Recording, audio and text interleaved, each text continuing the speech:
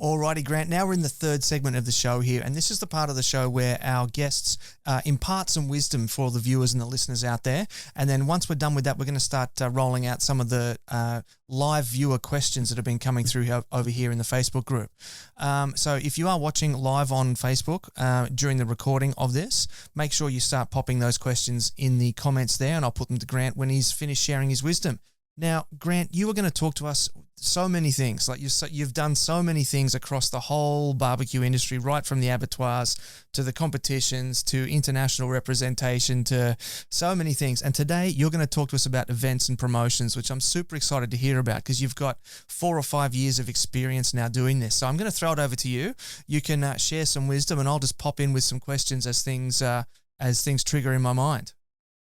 Yeah, thanks, Ben. But I think there's two sides of it. You've got your ABA competitions and you've got your SCA competitions. And anyone listening that knows people that's got small businesses or hotels or anything like that, or a nice area or a show coming up or a festival, they're not that difficult. And truly, honestly, I'm more than happy to help anyone, give them advice. But your ABA and SCA got a great set of rules and how to run a competition, especially with like ABA.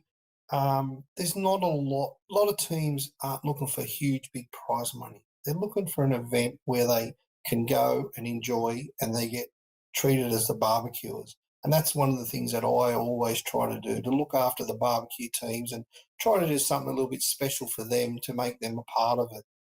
At Oki this year, I had 32 teams, and I got all the team captains up and up in front of everybody, and I had a steak dinner and that for everybody on the Friday night. And I didn't know half the Queensland teams, but we got them up in front with the PA, introduced their team, who they are, where they are, what they've done. Even Adam Roberts and Adam Rothwell were there, so we made them because a lot of people didn't even know who they were. So I just tried to put something out there for them. Yeah, that's interesting. Yeah, so the teams are obviously all happy to do that. That's incredible. Well, they were. Actually, it was a bit of a shock because we had this barbecue and had these beautiful steaks that was cooked by the boys, and then I asked all the captains to come forward and put the mic in front of them. We had questions for them. So, but they all volunteered, and it was actually very, very good. Oh, I thought you were trying to say that you surprised that you just sort of surprised them with it, but you had given them warning. We didn't give them any warning until they were all lined up. So yeah, no, they were good though. That's awesome. But as I say, if you don't have to have a lot of money in prize money, and the ABA have their set minimums and the SCA have their set minimums, and once you get your teams and understand what your costs are, you can pick up 1 or 2 good sponsors, which don't have to be a lot of money as well, but some good prizes as well. And you don't, as I say, you can just run a nice little comp, and more and more of them can come about in Queensland and New South Wales as well. It's better for our barbecue competition throughout the year, and and it gets the name out there and promotes our products and everybody's what they're trying to achieve. And I'm a big one for that. Anyone that wants to share something with us, we're more than happy to promote with them as well. Yeah, beautiful. Well said. Now, 2 of the things that I remember from the days when I was competing, 2 of the things I always looked for were hot showers and plenty of toilet paper. So what are some of the other things that are important for attracting competitors to a barbecue competition? Yeah, well, you're right. That's my favourite, is the hot shower. You've got to have a hot shower to be happy and nice and clean. Most of the teams, like a good space. If you can give everyone an 8x8 or a 10x10 for an ABA competition, that really makes people happy. And, the other thing is not make it too spread out. So, so the teams are closer together, and you just seem to have that much more friendly and barbecue and competition than it's been spread out all over the place. How do you sort of strike that balance, though, between giving them larger sites but then keeping them all together? Oh, but if you've got a 8x8, just if you can make it like a horseshoe or U shape, it just so much better, for people that you see each other cooking across from each other, and you can bring the crowd into the middle kind of thing instead of having rows and rows and rows, and and everyone's so far away. Because a lot of blokes will, and people, families will come, and we all know we all love to get together, have a yarn, have a drink the night before, and when cooking comes, it's serious, but it's all about that friendship and mateship. Is why the majority of us do it. Yeah, yeah, well said.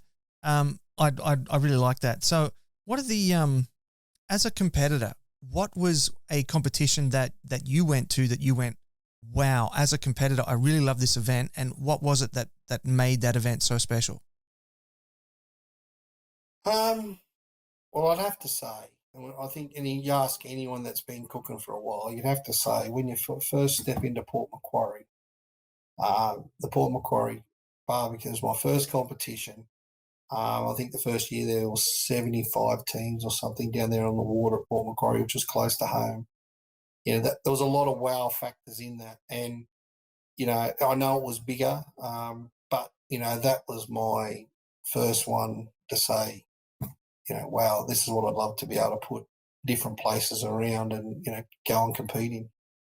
Yeah, it's amazing just how often those Port Macquarie comps come up. You're the so I've recorded 4 podcast episodes today. 3 of them have been Aussies, and all 3 of the Aussies have said Port Mac.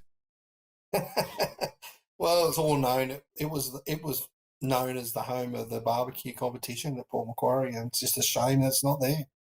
Yeah, I reckon that we're going to have to have a resurgence of it, or a return of it at some stage. I don't know how we're going to work it out, but it's got to happen. Yeah, I think so. I just think the council's got to get behind it, which is clearly what wasn't happening. So you got to get it. If the council get behind the competitions, it helps out immensely as well. No doubt, mate. No doubt at all. All right, Yeah. let's jump over to have a look at some of these questions now. Now, I'm going to start with, listen, this guy's a bit of a mongrel. Brett wants to know, can you ask Grant if he has a comfier chair? So I'm not sure what the story is there. I'm assuming maybe Brett had a couple of buffalo traces and fell asleep in your chair and then was a bit uncomfortable the next day. Yeah, Brett, in the last few months ago, will come up and he done a couple of events with me and different things up here around Toowoomba, and we cooked out at the Abattoirs one day, and we come home and we sat on the chair and had a few buffalo traces and lovely lounge I've got, and put the lay back, and about 2 seconds later here he was snoring his head off. Didn't last at all. He's a hard-working man. I'd imagine once he had a chance to relax, he was pretty exhausted. I still got the video of it too. Oh. Nice for future blackmail purposes. Yep, for sure. Fantastic. It looks like we've got a question from a promoter here. What's the biggest challenge you had organising the Smoking in the Downs competition, and what would you advise? What advice would you give for someone wanting to try and organise a comp in another small town area? The biggest challenge, we were very lucky because we had the showground, okay, and the show wanted to run the event, so they asked me. So the biggest challenge that is partnering up with an event. Once you're partnering up with an event, then that goes a long way. You cover your insurances and public liability. If you can tick that off with that event, it makes that event so much easier and cost efficient to run. So that's the first thing I'd say in the smaller town. Beautiful, yeah. Some top advice there. Now, this one, we're switching tack here now. We're going on a more of a meat-based focus. This person would like to know if there's any kind of regional differences between the Wingham beef and the Okie beef. So sort of Queensland-based beef or New South Wales-based beef. You've got very different kind of environments there that the cows are growing up in. What sort of differences have you seen in the beef? Well, New South Wales, as we all know, down in that Hunter Valley and Manning Valley area, is very well known for its grass-fed beef, that British, very, very soft beef. So, that grass-fed type of animal down there is pretty amazing. Queensland grass-fed, not quite as good, a bit drier, but still getting close to it. In regards to the grain-fed, at Oakey, a lot more grain-fed programs, your Angus Reserve, Wagyu, where in Wingham it was more grass-fed and a little bit of the short fed and Angus products, but majority more grain fed up in the Oki area, Toowoomba area. Oh, interesting. Okay, so you'd be seeing a bit more marbling and all that sort of stuff in it then. A lot more marbling up here, yeah. A lot more bigger Right. bodies. Yeah, no. Interesting. Yeah, sure. And tell me about the Wagyu. So there's some Queensland Wagyu farms up here. Oh, there's a lot of Wagyu. Wagyu at the moment is so expensive, and everybody's killing Wagyu, and everyone's buying Wagyu all over the world. It's quite amazing how it's just taken off in the last 6 months.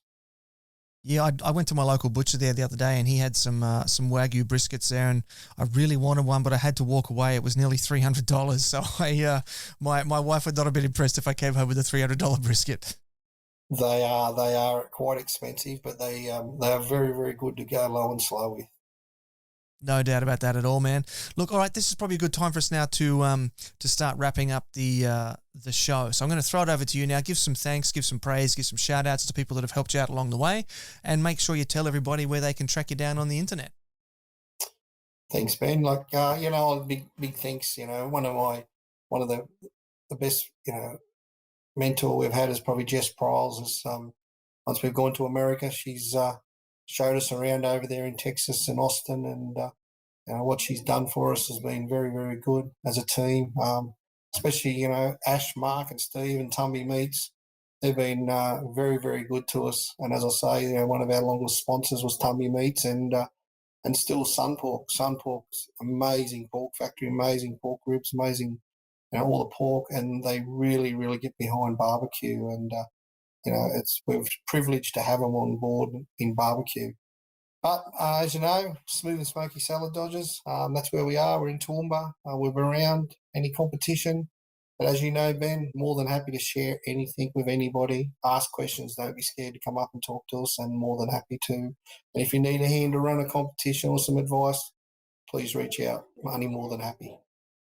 You might want to be careful with just how much you're saying that, because we've got an invite just popped up on the screen here. When is Grant going to come cook on Rosie with me? So you're going to start getting invites to come guest on all these teams if you're not careful. This fella, Rosie. I still remember the first Sun Pork I done. He invited me out to his place and met him, and he's got one of the most fabulous cookers in Australia at the moment. And yeah, look, I'd love to cook on that barbecue, but I'll make a date. It will happen. It will happen. Oh, there you go. You heard it here first. Grant is going to cook with Rod on Rosie. There you go.